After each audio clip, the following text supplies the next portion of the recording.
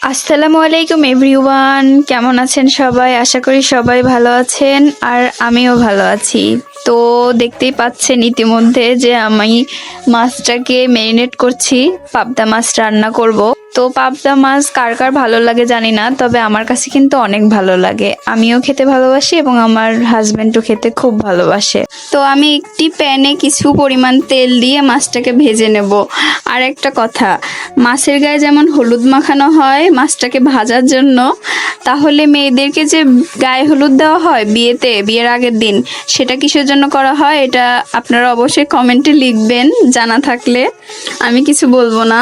তো মাছটা উঠিয়ে কিছু পেঁয়াজ ভেজে নেব, এটা পেঁয়াজ বেরেস্তা করে নেব। এটা আমার আম্মু আর আমার দাদির থেকে শেখা, যে পেঁয়াজ বেরেস্তা করে নিয়ে এটা আবার বেটে তারপরে তরকারিতে দিলে অনেক টেস্টটা অনেক বেড়ে যায়। আসলে আমার দাদি আমার আম্মু অনেক ভালো রান্না পারে, আমি তো তেমন কিছুই না, রান্নায় আমি একদমই কাঁচা। ইউটিউব দেখে কোনো কিছু শিখি নাই আমি, আমার আম্মু আর দাদি থেকে রান্না বান্না শেখা। আর ইউটিউবে যতগুলা রেসিপি দেখছি জীবনে, সবটাতেই ব্যর্থ হয়েছি, কোনোটাই আর পারি নাই। তো যাই হোক, এখন তরকারিটাকে সুন্দরভাবে কষিয়ে নিতে হবে, পানি দিয়ে একটু একটু করে পানি দিয়ে তরকারিটাকে কষিয়ে নিতে হবে। আমি এখানে আলু আর পটল দিয়ে রান্না করব পাবদা মাছকে। এমনি সময় ভুনা করা হয় মাছ, তবে আজকে একটু ভিন্ন স্টাইলে দেখি কেমন লাগে।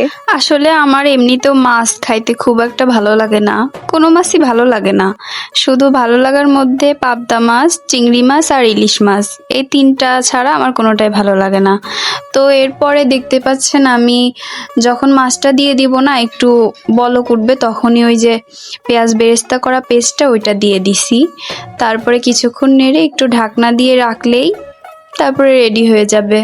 যতক্ষণ না সিদ্ধ হচ্ছে, মাছ তো আগে ভাজতে ভাজতে সিদ্ধ হয়ে যায়। তারপরে একটু ধনিয়া পাতা ছিটিয়ে দেবেন।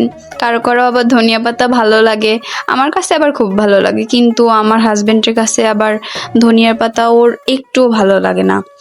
তো শেষমেশে পরিবেশন করে ফেলছি।